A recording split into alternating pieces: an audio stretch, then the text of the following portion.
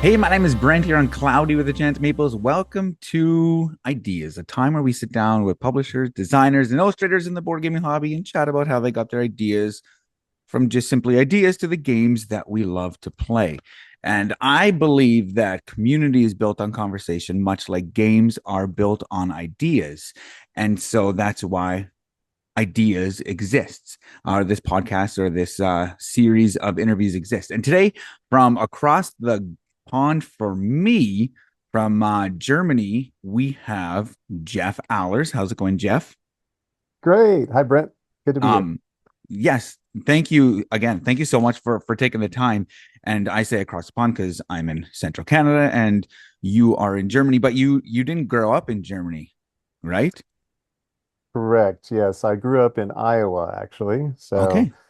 Which is crazy because I've never been to Canada, but there was only Minnesota between me and Canada my whole life, and I've been I, to a lot of European countries now, but I've never been to Canada. So, and I actually just went to Iowa, oh, really? like summer 2024. Yeah. So, but let's talk about board gaming because that's what this is all about. Obviously, behind you, you have artwork of games that you've designed. But Yeah. before you started designing, I imagine you played games as a kid, as an adult, as a young adult. What did like board gaming look like? How long have you been in this hobby we share? Like your backstory into board gaming. Yeah, I mean, it wasn't that interesting from a board game hobby perspective. I Okay. pretty much played the regular stuff. I mean, my family was definitely into games, very competitive, sports especially. I mean, I grew up playing every kind of sport you could imagine. My family used to go to the YMCA's on Friday nights for family night and Mm, play everything. We'd play racquetball together. We played tennis together in the summer as a family, and basketball, anything with a ball, pretty right. much. And then sometimes on Friday nights, we get out Uno or Aggravation or Memory or some of those old board games too that were based on 80s TV shows like Emergency and that kind of Mm, thing. So okay. just about anything. So I always enjoyed games. My family always enjoyed games, whether it's sports or board games. Or card games. My parents would have card club. Their church card club would come over, and they'd have candlelight everywhere, and it was a really cool atmosphere. So there was always just kind of this. I think my dad too was very playful and just the way Mm, he always acted with doing family things when we went on vacation and stuff. It was everything was just very kind of, I don't know. It wasn't always a game, but it was just he was just always looking at, even when there were setbacks or something, he'd look at it as a game and find the humor in it. And so yeah. So I think it just growing up was just a very I think I was programmed for for mm. games eventually, when I discovered the wider hobby. So. You say your parents like was in a card club. That reminds me, actually, my parents used to go to like canasta tournaments, and I guess Mm. maybe it wasn't a card club, but as you said that, I was reminded of yeah, my parents would go to friends from church and they would have I don't know 10 couples and they would have multiple games of canasta going in. So, but very cool. What are you playing these days? So yeah, I mean, I'm not playing a lot of complex games right now. I mean, I'm just not. We moved from Berlin to southwestern Germany. I was in Berlin before, where you could pretty much go to a different game night every night of the week, Mm, and I also had a board game designers group there too that we would meet and play test prototypes every Monday night in this game cafe there. So when I moved to southwestern Germany, I kind of got away from all that. And there is a board game group here that meets weekly.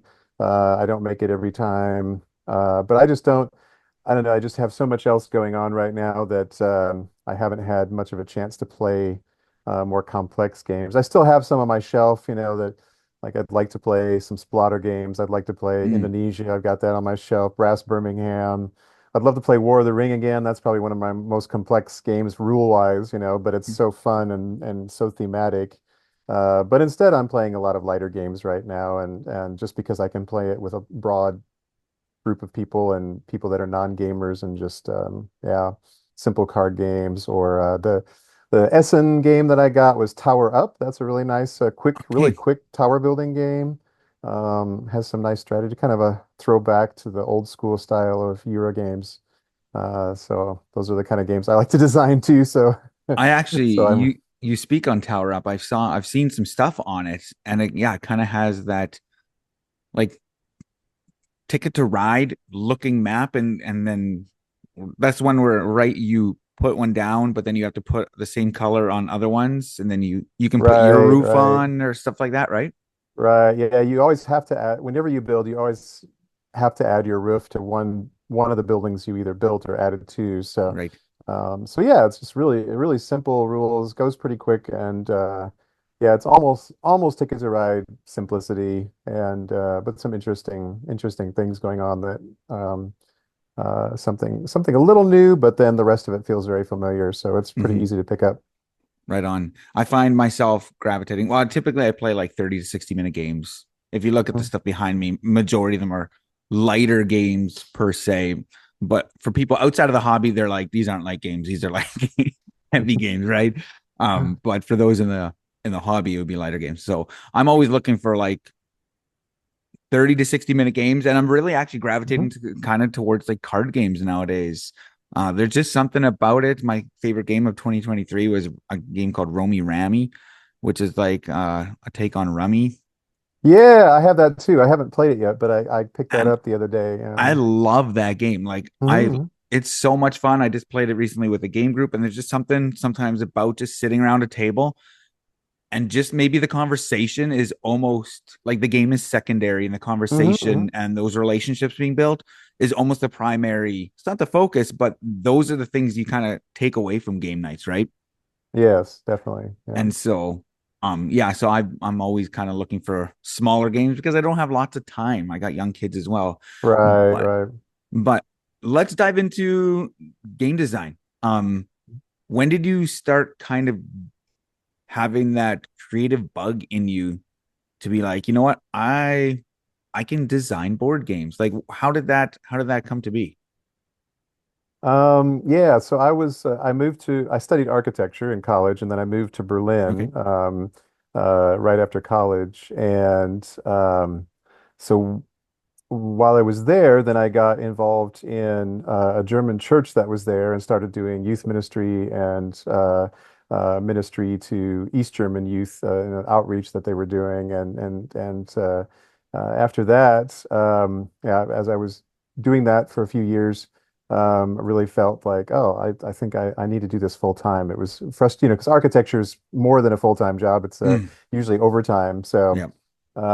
so I changed careers, but I still had that creative streak in me that I wanted to create things, and I think architecture, you're creating spaces for people to interact with each other in addition to just, creating shelter and that kind of those basic things, but you're also Right. creating, something for people to interact with each other in. And so, so in a lot of ways, a game is like that. And so I think that kind of gave me an outlet, a creative outlet. Uh, and yeah, I was just thinking about it as I was thinking about, the past and how I got into games. And one thing, when I was in junior high, I had a short spurt of time where I was kind of interested in Dungeons and Dragons. Hmm. Only played one game ever, but I spent a lot of time kind of creating that world, and then I was the dungeon master for one One game of session. it Hmm. with a bunch of my friends who'd never played it before, and I'd never played it before. But it was like we were doing a sleepover, and I convinced them to do this with me one night, and it just kind of gave me that initial taste. I think that was the first time I think I experienced where I was like, oh, this is just so cool to see them having fun in a world that I created. Hmm. And so I think I carried that through with my architecture studies, and then later, as a game designer, you do the same thing where you're creating this world for people to have fun in.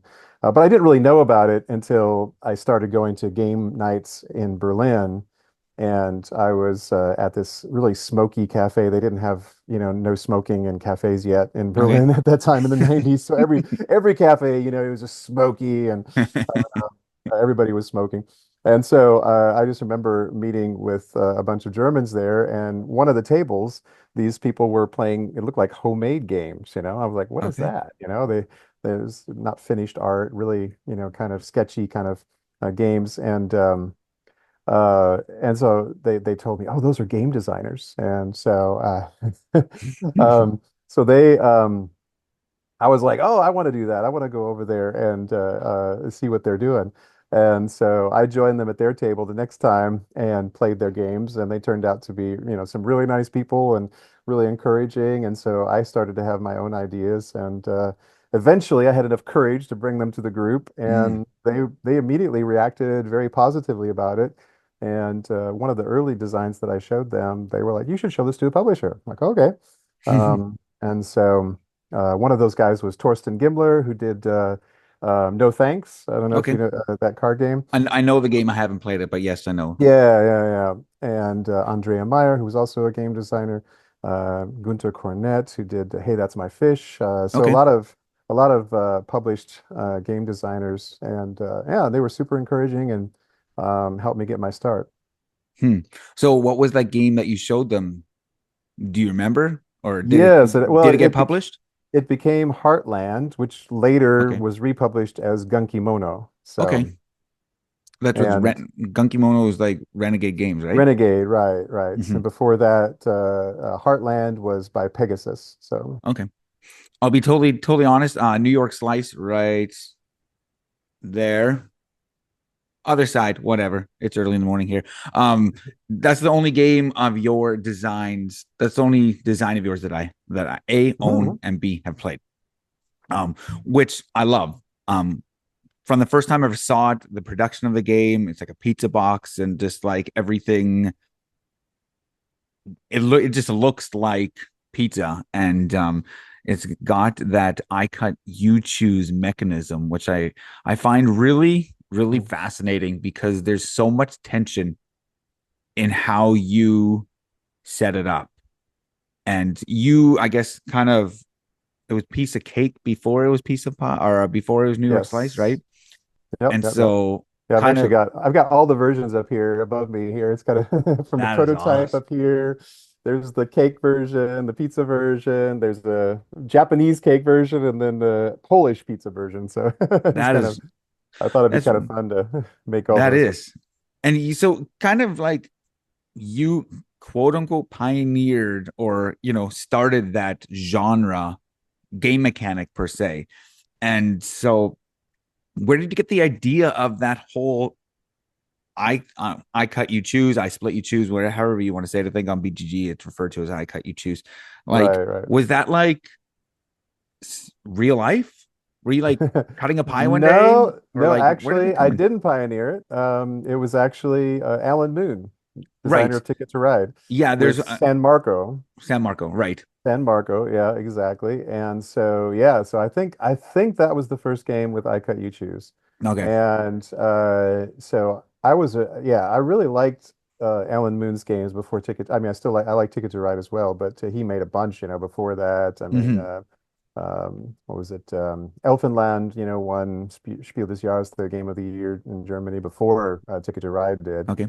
and he had a bunch of other ones, and I've liked pretty much every one. And so, yeah, along with naturally, sorry, I'm staying in German, along with, of course, Rainer Knizia and Wolfgang Kramer and those guys. Alan Moon's a real inspiration to me, especially when I was starting out. I just love the real elegant, sort of simple rules, but interesting mechanics. So so yeah, so San Marco, I played San Marco and I just loved that splitting mechanism. But it was, the cool thing about San Marco is it has these limit cards in them. I don't know, you probably haven't played I San have Marco, not, right? no. So yeah, so you're dividing cards, but you've got limit cards. And as soon as one person collects a certain amount of limit cards, they can't have any more cards. So the other player then would automatically get whatever's left in the little deck Hmm. of cards that you're splitting. So you can kind of like they're almost kind of like these negative things, that you put in with really good cards, so that way you kind of dare the person to take those. Right. And if they don't, then you get stuck with them, and then they'll get more cards. So it's a really interesting mechanism, but it's really not easy to do with more than two players. In the game, you either divide between two players, and it's a four-player game, so you have two pairs kind of playing simultaneously this pie division Okay. with each other. Or you do, if there's only three players left or a three-player game, then you divide it three ways. And of course, there's a lot of room for analysis paralysis and all that. So, so that was I was playing that game and I just thought this is such a cool mechanism. It would be great to have it in a game that plays, where all four people or even five people are involved in splitting something and could that work? Could it work with more than just two people? And because in San Marco it seemed to work the best when it was just two people splitting. And so I thought about that a long time. Yeah, I think I molded around in my mind a lot and I just didn't know how to approach it. And then I think it just kind of hit me one time. I always had that pressure of those weekly board game testing, prototype testing meetings. Hmm. And one was coming up, and I was just all of a sudden thinking, well, what if I use the theme of cutting a pie? Mm. And and then I thought, oh yeah, and then if it's round, you're cutting it, then you don't change the order of it. And so that kind of cuts down some of the analysis paralysis because it limits you. You can't just move, like when you've got a deck of cards, you can divide them any way you want. Whereas, and that just there's so many possibilities. So Hmm. you have to limit the amount of possibilities so it's manageable. And so so once I thought of that, oh, you could make it an actual pie and then you can't change the order. Then it was really simple and I made a prototype. I brought it to the prototype meeting and it was pretty much the prototype that I pitched. That was one of Hmm. those very few games that worked from the beginning and I didn't have to really modify it that much. Hmm. Right on. That's fantastic. Yeah, like I said, I love the tension in that game because you're looking around the table and you're like, ah, man, how am I going to split this? I'm speaking of New York slice now.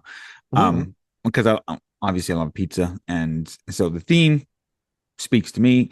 But I love the whole like kind of even daring people, like you put, the tile that has the three anchovies with something kind of decently good on it, saying, are you going to actually take it to get minus points, but it might help you in another way. But then when it doesn't work out and you get stuck with it, it's kind of like, oh man, you're kicking yourself and you're like, why did I do that?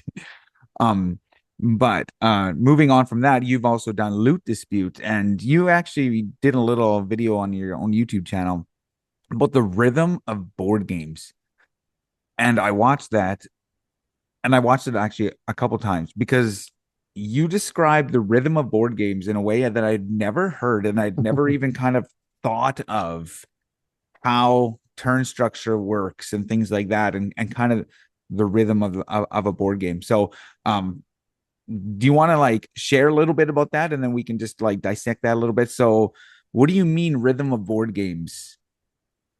Yeah, it's just it's interesting to me to think about games in different terms, right? And so it kind of goes back to those card clubs, that my parents used to play. I had no idea how they played, how to play a trick-taking game back then, but I would just watch them and there was something about the rhythm of the play. Like you said, the game was kind of secondary. It was really a social event, right? Mm-hmm. But the game was still important. And as we talk with each other, we also get in a rhythm, right? So it's natural then to that a game can also kind of drive a rhythm between different people. And so yeah, so I always just thought it was really interesting that with a trick-taking game, usually the rhythm is, play a card, play a card, play a card, swipe, you Mm-hmm. swipe it to the side, and then play a card, play a card, play a card, swipe. They really got fast at it, It was just kind of a natural thing. They could be talking and playing at the same time and almost do it as if it was breathing. And so I just thought that was really interesting. And when I was working on Loot Dispute, it started out as an idea as a follow-up game for Bezier Games for New York Slice, Okay. and they ultimately passed on it. But it was really Ted Alspach from Bezier was kind of the inspiration for it because he kind of challenged me to come up with something different. And so, but once I was kind of free of doing another pizza game, it kind of helped me uh, um, do some other things with it than Mm-hmm. I was had done at the beginning. But yeah, so I was just thinking the same thing. I was like, okay, so one thing in New York Slice or in the pie game originally, there's one person dividing, but then the other people all choose. And and I was just like, what if you had it where you could really cut and then choose, and the next person cuts and chooses, and the next person cuts and chooses, and it's just kind of the same sort of thing around the table. It would kind of approach that rhythm of a trick-taking card game, a little bit slower, Mhm. but it would be more along those lines. So I just thought it was interesting to kind of approach the game design not just from a perspective of mechanics, but just how about the rhythm of the game? How can you change that? So yeah, that's what I was thinking about when I was doing that. Often you hear, and I say it myself, a game is so streamlined and things like that. Like you hear that a game is elegant and streamlined. But again, until I heard you talk about that, I never thought about the rhythm of the game and kind of like, yeah, how the game just flows, right? We use these words like flow and streamlined. And so the rhythm, I'm probably gonna like think about that when I'm playing games now, like how games kind of get into the certain rhythm. And so when you designed Loot Dispute, a was it always like a dungeon fantasy theme? Like was Yeah, that from the well, beginning? Well, like I said, it was really actually supposed to be a follow-up to New York Slice, so it was actually going to be like maybe a um, more of a Detroit style pizza or something, like rectangular or Oh, pizza. okay. So that was the idea originally. So the first prototype was that. But Okay. then when it was clear, okay, it's not going to be a follow-up, then I started experimenting with something else. Started the next iteration was you were building a town or a city, and you had different buildings, almost like the buildings in what was that game? Oh, I can't think of it on right now. Anyway, and so it kind of changed themes several times, and then finally settled on the idea that okay, here's a dungeon that's been cleared of monsters, and now people are going in and trying to divide the loot. And the publisher Andrew had a great idea of just saying, oh, it's a bunch of kind of wannabe adventurers from the village nearby that go in and and are after the real heroes, the big strong warriors and stuff already left with most of the loot, but they left some behind, and so I thought that was a cute story. Hmm. And for those who haven't seen it, I haven't played it, but I've been like diving into the game recently. Each round there's 5 rounds and you set up a dungeon, but it's just like columns and grids of cards, but they're not all equal columns. And I say columns and grids, columns and rows to Right, right, make right. a grid of cards, and then you're splitting. Did you start always like a perfect rectangle? Well, it was pizza, yes. And so Obviously, that was right. one of those things when I got away from pizza, then it was like, oh, I can make any shape I want. And so that becomes much more interesting now. Hmm. Now. So Yeah. then every dungeon is a little bit different. So every round it's a little bit different, and it's also a little bit bigger. So I think that's really great in games too, where it kind of gives you the first couple of rounds are less cards to divide. So it means if you do really bad in the first round or two, there'll be a lot more cards to divide later, so you can kind of catch up. If you have a really good, last couple of rounds, you can still win the game. So kind of gives you these warm-ups, this kind of build-up, Hmm. which is really nice. So yeah, it really was freeing to kind of get away then from that theme. Do you think sometimes when you design games, it kind of is freeing when you change a theme? And I'm not talking Mhm. necessarily like in this one in general, but sometimes do you ever feel that you get like tunnel vision? I'm like, okay, I'm gonna put this theme, these mechanics into, or these mechanics into this theme, and you kind of get into that rut, and then when you kind of break those walls down and change a theme or change something, it kind of gives you more of a creative space to work in. Oh yeah, definitely, definitely. I had another streamlined prototype that I thought was great. I thought, oh, this is the perfect thing. All the publishers are always asking for, simple rules but deep gameplay, interactive gameplay. And this was even a game where, oh, when I'm scoring something, other people are going to score too. I'm just trying to score a little bit more maybe, Hmm. but um, and so I just thought, oh, this is they're going to go for this for sure, and nobody wanted it, and I was like, what? Mm. And it was the theme was lions, and you had double tiles that had different prey, and the lions You place tiles, and then when an area was enclosed, you couldn't expand one area of animals anymore. It was like a herd, Hmm. and you were placing lions around it, and so all the lions around the herds that were closed would score. And so I thought the theme really fit. I mean, I started out with just the abstract idea, but I put the theme in there pretty quickly, and I thought the theme really fit, and it really helped explain the rules and was very intuitive. But when nobody wanted to publish it, then I talked to my friend Bernd Eisenstein, who I've done a couple of games with. And he's usually much more of the kind of the new heavy Euro type player. He's not so concerned with interaction, and he has a lot of different mechanisms going on. A little bit too much for me. I like the streamline, Hmm. old school stuff. Yep. Very interactive though, where you can block other people and not quite take that. I wouldn't describe them as take that, but much more, where there's interaction on a board and you're fighting for territory or for spaces. But anyway, so I invited him. I said, "Hey, nobody wants this, but I think you could probably do some really interesting things with this core game. You could add things to it that would make it even more interesting." And I thought maybe we could just change the theme to like a fantasy theme so that we'd have a little more freedom to work with different things. And so he joined me, and we made a game called Pandoria out of that, Okay. and another tile laying game, which I really like. And yeah, that changing the theme really freed us to do a lot of other things. Hmm. The cool thing though is that after we did it, we we could go back and I said, well, you can actually play the original game, the streamlined version, still with this components, if you just leave some of them out. So we later went back and included the rules to the original game, so now people can play a really simple, streamlined, old school Euro, or they Hmm. can play the one that has, asymmetrical player powers and Mm. the engine building and all that extra stuff that we added on to make Right. it more interesting. So yeah, but in the end, like I said, the theme really we could have done that with the lion theme, but with the fantasy theme, you can pretty much do anything. And so Right. Do you prefer um co-designing or designing on your own? Like they both have pros, they both have cons, I would imagine. And so what do you prefer, or do you like them both the same because they have different challenges and things of sorts? yeah, that's a good question. I think, I definitely like both. There's something very satisfying with being able to take an idea all the way to completion on your own. But at Hmm. the same time, there's always some collaboration, right? Right.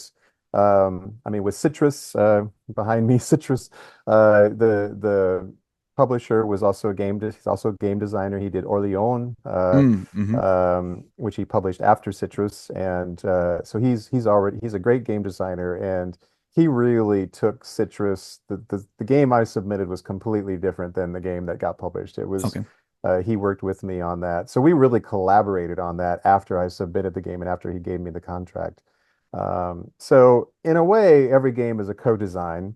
Right. Um, but some more than others. I mean, occasionally you'll meet a publisher where they don't really do any development, and you then the pressure's really on. It's like, oh, did I get it right? Mm, right. Yep.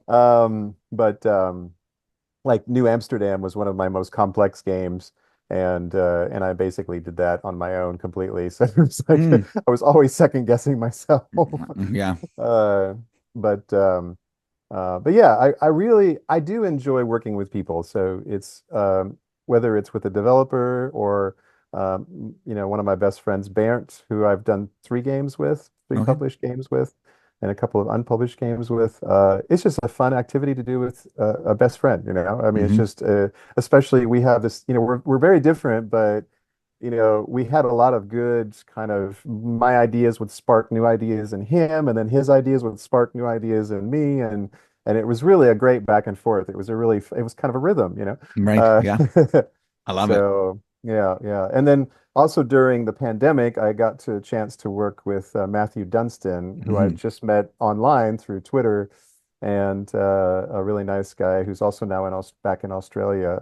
Okay. And so we designed Pioneer Rails Hmm. completely on Zoom together. Wow. And and then we finally met each other face to face at in Essen a couple of years ago, and we've met several times since then. But so that was also fun to be able to start a new friendship over Zoom during the pandemic Hmm. through game design. So I think game design kind of replaces just playing games for me.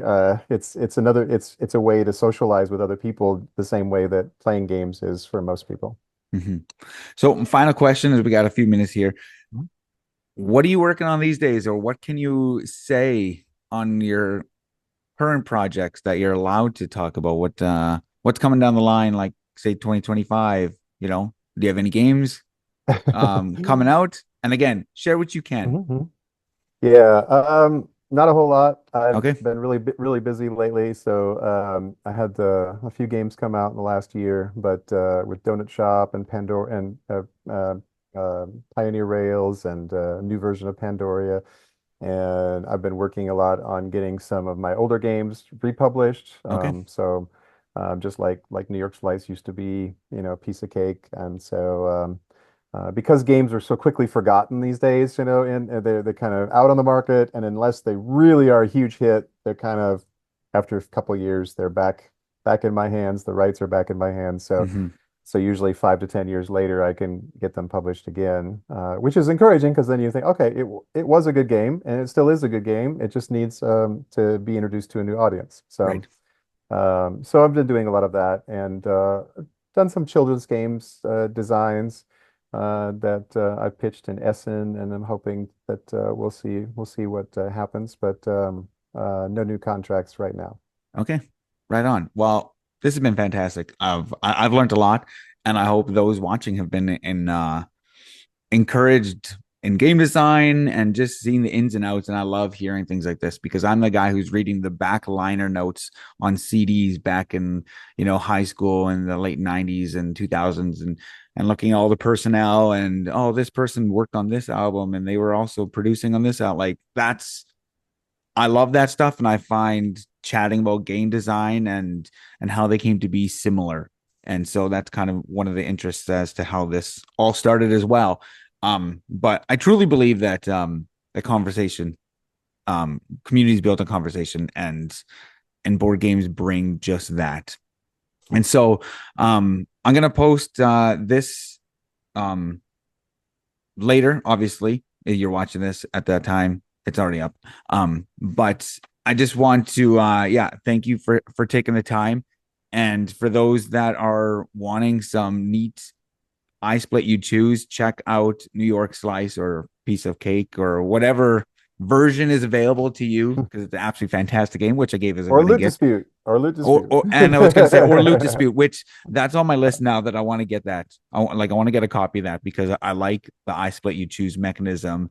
And from everything that I've seen, it has that set collection, and then players just continually keep splitting. And when are you going to actually take something, or where are you going to split? And so yeah, so check out stuff from Jeff and his catalog of games. And so yeah, thanks again for taking the time there, Jeff. Yeah, thanks for talking. That was great. This has been fantastic. So until next time, my name is Brent. Grab your umbrella. The forecast is cloudy with a chance of meeples.